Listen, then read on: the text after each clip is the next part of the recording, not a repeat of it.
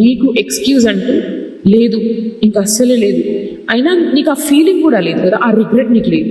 నేనే కాదు, ఆ దేవుడు కూడా నేను క్షమించడు. ఈరోజు నేను చెప్తున్నాను, నేను నమ్మే దేవుళ్ళందరి మీద ప్రమాణం చేసి చెప్తున్నాను, నీకు లైఫ్లో ఎక్స్క్యూజ్ లేదు. నన్ను ఎంత బ్యాడ్గా పోర్ట్రేట్ చేసినా నేను భరించిన, అయినా పోనీ ఎంతో భరించిన.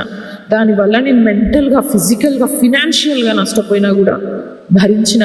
చేసుకున్నందుకు సరే సైలెంట్గా ఉండాలి ఏదో అనుకున్నా కానీ నేను దీనివల్ల ఒక మెసేజ్ అయితే ఇవ్వాలనుకుంటున్నాను. ఏంటంటే, మనం లవ్ చేసి పెళ్లి చేసుకోవడంలో తప్పు లేదు.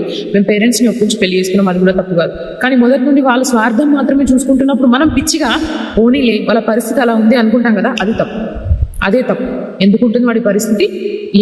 మగాడు బయటకు వెళ్ళి కష్టపడి చేయలేడా? తప్పనిసరిగా చేయాలి. వాడు చేస్తేనే నేను ఇప్పుడు వాడికి వంట చేస్తాను, ఇంకేదో చేస్తాను అన్నట్టుగా ఉంటేనే బాగుంటుంది. పోనీలే వాడు చేయకున్నా కూడా నేను చేస్తాను, నేను చదువుకోలేదు కదా ప్రతిసారి నన్ను బ్లాక్మెయిల్ చేసావు కదా, అన్ని ఆపర్చునిటీస్ పోగొట్టావు కదా, ఓకే లెట్ ఇట్ బి. నువ్వు చదువుకోలేదు కానీ నీకు బుద్ధి ఎంత తక్కువ ఉందంటే, చదువుకోని వాళ్ళు కూడా ఫ్యామిలీస్ని చూసుకునే వాళ్ళు చాలా మంది ఉన్నారు, కానీ నీలాగా సెల్ఫిష్గా ఫ్యామిలీస్ని వదిలేసుకునే వాళ్ళు ఎవరూ లేరు. ఇక అనుభవించు. నా సంఖ నాకు సర్వనాశనం అయిపోతుంది.